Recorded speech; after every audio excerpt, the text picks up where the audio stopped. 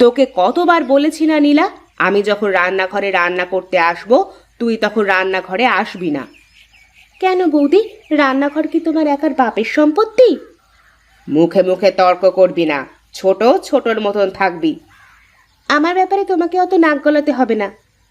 তোর যত বড় মুখ নয় তত বড় কথা। তুই আমার সামনে এত উঁচু গলায় কথা বলার সাহস কোথায় পাস? তুমি মনে হচ্ছে একেবারে রাজবংশের রাজকন্যা, তোমার সাথে কিভাবে কথা বলতে হবে? সে আসুক, আসুক আজ সে বাড়িতে, এর একটা হেস্ত নেস্ত আজ আমি করেই ছাড়বো। বুঝলি কানাইদা, এভাবে দুই বইয়ের রোজ রোজ ঝগড়া আর ভালো লাগে না। এর একটা কিছু করা দরকার। কি আর করব বল গোপাল, এত চেষ্টা করি দুই বউ যাতে একসাথে মিলেমিশে থাকে, কোনো চেষ্টাই কাজে লাগে না। আমার মনে হয় সংসার আলাদা করলে যদি এদের ঝগড়া থামতো তাহলে মনে হয় ভালো হতো। তা আর কিভাবে করব বল গোপাল, তুই আমার ছোট ভাই। বাবা বেঁচে থাকতে তোকে আর আমাকে কি কষ্ট করে মানুষ করেছেন, এখন যদি বইয়ের কারণে আমাদের আলাদা হতে হয় তাহলে কিভাবে হবে বল?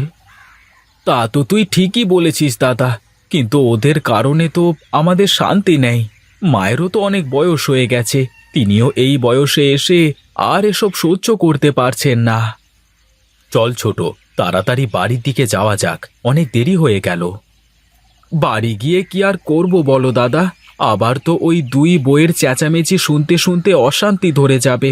ঠিক আছে চলো তাড়াতাড়ি, না হলে গিয়ে দেখা যাবে ওদিকে আবার বেশি অশান্তি বেঁধে গেছে।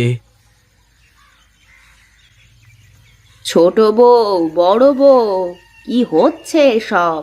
এটা একটা ভদ্রলোকের বাড়ি, তোমরা কি লাগিয়ে রেখেছো বলো তো? চুপ করো দুজনে। আমি কি করলাম মা?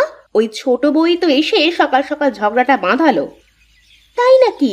মুখ ভর্তি মিথ্যে কথা বলতে খুব পারো তো তুমি। তুমিই তো এসে আমাকে গালি দিতে থাকলে। আমি তো ভালো মতো রান্না করতে এসেছিলাম, তোমার তো সকাল সকাল ঝগড়া না করলে দিনটা ভালোই কাটে না। এজন্যই তো সারাদিন আমার সাথে কোনো না কোনো বিষয় নিয়ে ঝগড়া করতেই থাকো। মুখ সামলে কথা বলবি তুই, আমাকে একদম দোষ দিবি না। আবার আবার আমার সামনেই তোমরা ঝগড়া করতে শুরু করে দিয়েছো।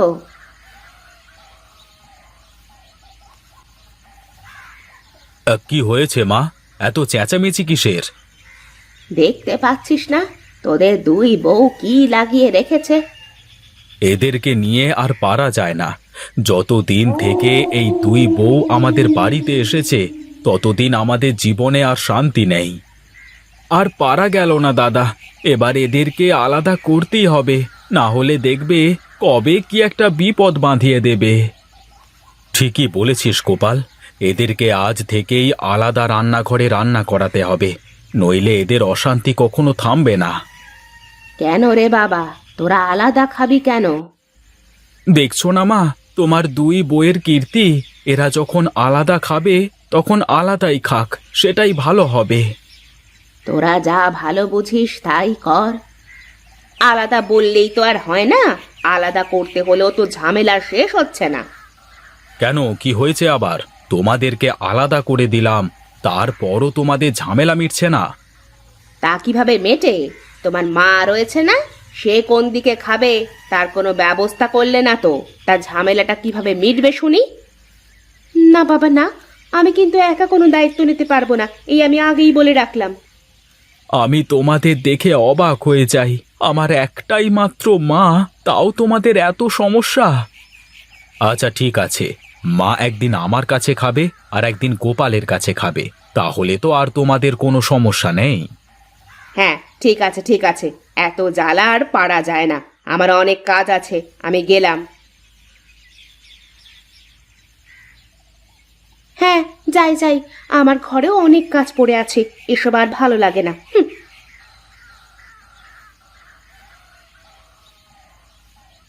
কি রে বাবা, আমাকে এই বয়সে এসেও তোদের বাড়িতে কুটুমের মতো নেমন্তন্ন খেতে হবে? কি আর করব মা, দেখতেই তো পাচ্ছ তোমার দুই বৌমাকে, তারা নিজেদের মধ্যে সব সময় কি লাগিয়ে রেখেছে। তুমি কোনো চিন্তা করো না মা, মায়ের খাবার যেদিন যাদের ঘরে থাকবে সেদিন একটু ভালো রান্না করতে বলবি, তুই তোর বউকে বলে দিবি, আমিও তোর বৌদিকে বলে রাখবো। ঠিক আছে দাদা, আমি তাহলে বাজারে যাই। আজকে তাহলে আমাদের এখানেই খাবে মা। ঠিক আছে, যা তাহলে।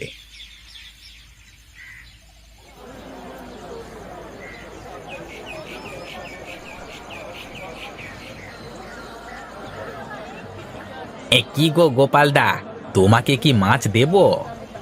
তোমার দোকানে যত মাছ আছে তার মধ্যে যেই মাছটা সব থেকে বড় সেই মাছটা আমাকে দাও। কি গো গোপালদা, তোমার বাড়িতে কি নতুন কুটুম এসেছে নাকি? আরে না দাদা, আজ আমার মা আমার বাড়িতে খাবে, তাই আর কি। আচ্ছা আচ্ছা, ঠিক আছে ঠিক আছে, এই নাও তোমার মাছ। কত হলো দাদা? এই মাত্র 100 টাকা। এই নাও।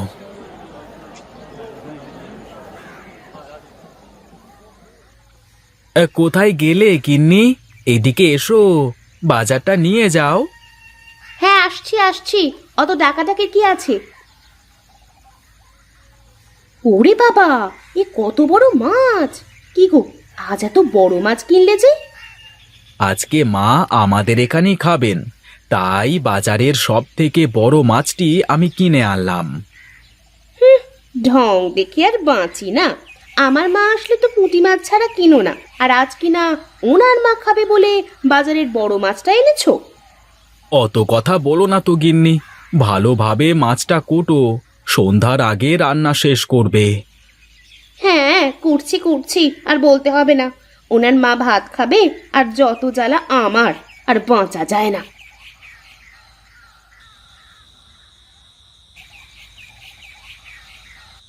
খাও মা খাও, তোমার জন্য আজ বাজারের সব থেকে বড় মাছটি কিনে এনেছি। এর আর কি দরকার ছিল রে খোকা? আমি তো এমনি শাক পাতা দিয়ে ভাত খেতে পারতাম। শুধু শুধু এতগুলো টাকা খরচ করার কি দরকার বাবা? ও নিয়ে তুমি চিন্তা করো না মা, যতদিন তুমি বেঁচে থাকবে ততদিন আমরা দুই ভাই এভাবেই যত্ন করব। বেঁচে থাকো বাবা, তোমরা বেঁচে থাকো, এই আমার আশা। আমার এখন অত ভালো মন্দ খাওয়ার বয়স নেই। তুমি এত কথা না বলে খেয়ে নাও তো মা। আমার খাওয়া শেষ বাবা, আমি এখন উঠি, খুব ঘুম পাচ্ছে, গিয়ে ঘুমাই গিয়ে। আচ্ছা ঠিক আছে মা, যাও তাহলে।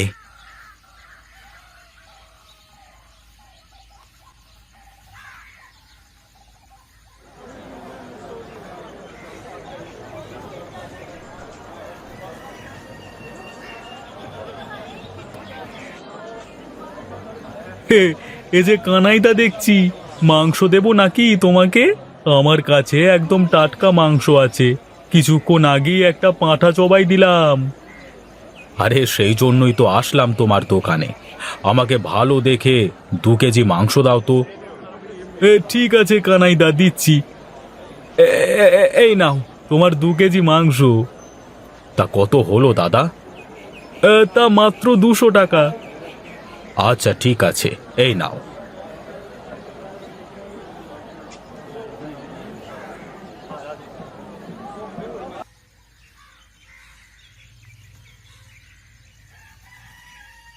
গিন্নি, কোথায় গেলে গো? বাজারটা ধরো।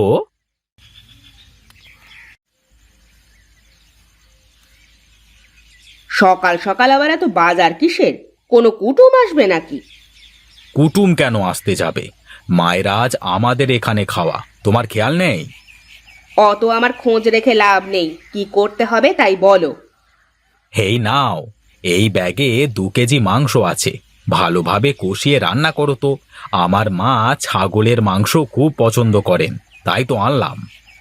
তোমাদের দুই ভাইয়ের ঢং দেখে আর বাঁচি না। মনে হচ্ছে কোনো এক রাজরানী বাড়িতে এসেছে, তাকে প্রতিদিন এভাবে নেমন্তন্ন করে খাওয়ানোর কি আছেটা শুনি। ও তুমি বুঝবে না, যাও যাও, তাড়াতাড়ি গিয়ে রান্নাটা সেরে ফেলো দেখি। হ্যাঁ হ্যাঁ, যাচ্ছি। তোমার সাথে মুখ নেড়ে আমার আর কোনো লাভ নেই। তোমরা যত চেষ্টাই করো দুই বউ, আমার মাকে কখনোই তোমরা কষ্টে রাখতে পারবে না। আমরা দুই ভাই যতদিন বেঁচে আছি। খেয়ে নাও মা, তোমার জন্য বাজার থেকে টাটকা ছাগলের মাংস এনেছি। তুমি পছন্দ করো তো, তাই আনলাম। কি দরকার রে কানাই, শুধু শুধু আমার জন্য তোরা এতগুলো টাকা নষ্ট করছিস। টাকাগুলো অন্য কাজে ব্যবহার তো করতে পারতিস। কি যে বলো মা, তোমার পেছনে ছাড়া আর কার পেছনে টাকা খরচ করব বলো তো? কথা না বাড়িয়ে খেয়ে নাও তো মা।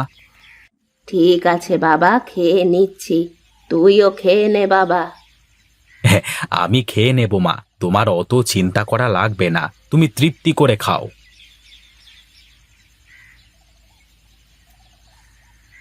হে প্রভু, আপনি আমার ছেলেদের ওপর রহম করুন। তারা যেন শান্তিতে বসবাস করতে পারে, আর তাদের বউদের মধ্যে অহংকার দূর করে শান্তি বজায় রাখার তৌফিক দিন।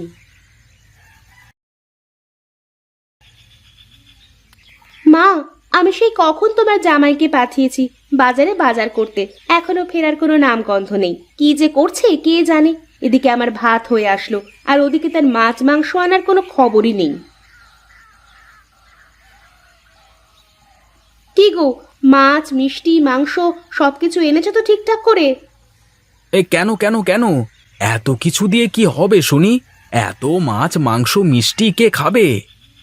ও মা, সে আবার কেমন কথা? আমার মা এসেছে তোমাদের বাড়িতে বেড়াতে, তুমি তাকে মাছ মাংস কিনে খাওয়াবে না? কেন? তোমার জন্য তো আমি আমার মাকে ভালো মন্দ খাওয়াতে পারি না। আমার মাকে ভালো মন্দ কিছু খাওয়াতে গেলেই তুমি হাজারটা কথা শোনাও। এখন তোমার মাকে কেন আমি ভালো মন্দ খাওয়াবো?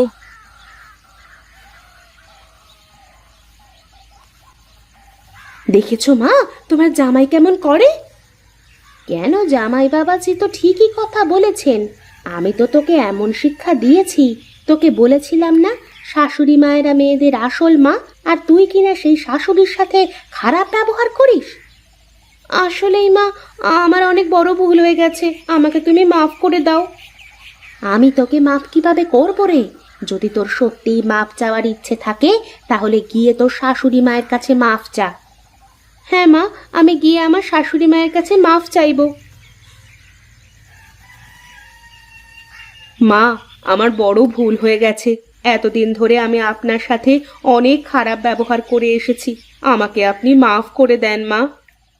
হ্যাঁ মা, আমরা এখন থেকে মিলেমিশে থাকবো, আর কোনো ঝগড়াঝাটি করব না। আর এখন থেকে আমরা একসাথে থাকবো। আমাদের আপনি মাফ করে দিন মা, আমরা আমাদের ভুল বুঝতে পেরেছি। আপনারাও আমাদের মাপ করে দেবেন। আসলে আপনাদের এই বাড়িতে আসবার কথা শুনে আমরা দুই ভাই মিলে যুক্তি করে আপনাদের সাথে খারাপ ব্যবহার করেছি, যাতে আমাদের বউয়েদের উচিত শিক্ষা হয়।